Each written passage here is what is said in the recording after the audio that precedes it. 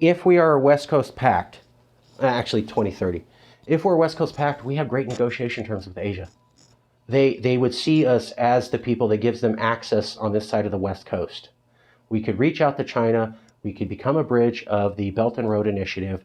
We could do it now. We could do it as a cluster, and we could get terms securing our economy to where 2/3 of the global economy is going to be. But if we do it now and as a pact, the terms will be on the way we want them. Such a better negotiation position to come as a pact and reach out to China now. So, lastly, I would recommend don't get too big. Now, some people have said, hey, if a pact's good, why not have 20 states? Now, there are some people in the movement who have pointed out, if you have 20 states or 25 states leave with California, you already have the votes to leave right there. So you don't have to reach out to anybody to vote for this. You already got votes because they left with you. That's true. A couple things to note. You bring in Hawaii, Oregon, Washington, and Nevada. California will still be 73% of the economy. It will still be 60% of the population. So even with Hawaii, Nevada, Oregon, Washington joining California, California is 60% of the votes, and it's 73% of the economy. That means California dominates that agreement. If it's a loose association, great. Nobody's going to be telling us what to do because we could simply outvote them or outpush them. So that's why I'm not threatened by this pact. We're still in control. It's going to be our show. Now, you start bringing in other states, you start getting to where half of the economy is California, half is others.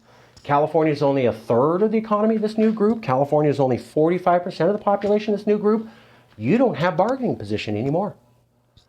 You go right back into a group that you have to ask permission for to do anything you want, California. So you're trying to get out of America so you can do your own thing, and then you go right back into a group that's going to stall you, and you have to get the permission to do anything. You go above Nevada, Hawaii, Washington, Oregon, linking with California, I promise you, you will be out of power, and you will find yourself at the mercy of other people. We know this can happen. And the other thing is that if you bring in 20 states, you're going to have to bring in red states. Red states do not politically think like us. That means you have an unstable coalition. And I want to point something out. A lot of people thought the EU was the most stable thing ever because it was so huge. Well, in 2008, they found out that Southern Europe had a different culture than Northern Europe. Greece and Italy did not agree with the rest of Europe on how to debt finance. That almost ripped the whole thing apart because they had a different financial culture. Nobody looked into that. They just said, oh, we're all on the same page. Then when a crisis came, those cultural differences came out. Greece and Italy almost ruined the whole thing. They didn't see it the way everybody else did. They had a different culture. And there was evidence of that all the time. Then we fast forward to now, 2017, 2018, 2020. And you're talking about the EU may be ripped apart again because of Brexit, but also because you brought in all these Eastern Soviet countries. You thought it was great. Turns out they don't share your Western European values. Hungary, Poland, Romania, beating up gay people, banning immigrants, rigging elections. So the European Union said, hey, bigger's better. And then a financial crisis hit. And they found out they had different cultures. Almost ripped them apart. Seemed unstable. Then another crisis comes along. And they find out they have different political cultures. Almost rips the thing apart. The EU is not seen as stable. Not by people who know it. They went as big as possible, brought in people who have different financial values and different political values. Unstable, almost ripped apart twice. Let's take a look at California. Now, in 2018, California tried to get the 14 states to work with California on the Western Electric Grid. That failed. 14 states joined with California. Western Electric Grid failed by 2018. The Western Climate Initiative was another multi-state effort to get people to sign on with a cap and trade program on climate change with California. By 2011, that had also failed. The reasons why they failed? Well, the regional power grid had all these states in. And what happened was California liberals said, hey, these conservative states aren't committed to renewable energy sources, so let's back out of this agreement. Different cultures couldn't agree. Big, powerful coalition. Second big, powerful coalition. Let's have a cap and trade system.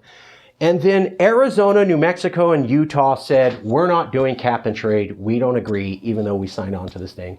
Our cultures won't let us do it. And then that too exploded.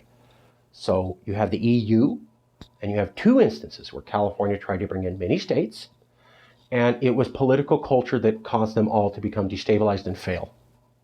You bring in red states, well, yeah. So, last bit of issue, I would like to point out a success story, and that's the Pacific Coast Alliance. Now, the Pacific Coast Alliance, sorry, it's warm, was signed with Oregon, Washington, and British Columbia. It started in 2008. It has dealt with the Fukushima disaster collectively. It has dealt with a drug epidemic collectively. It has dealt with climate change collectively. It was reauthorized in 2019. So, small group. Specific issues, stable, lasted 11 years, much longer than any other thing California tried.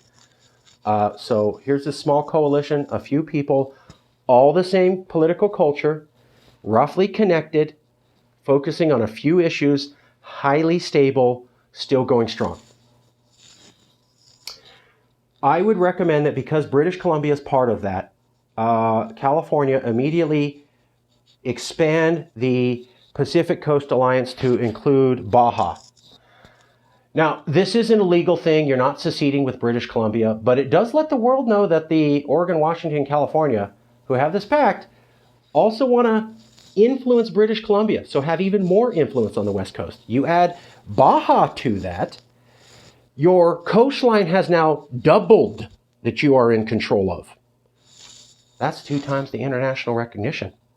You could do that now and bring in Baja. I'll leave it there.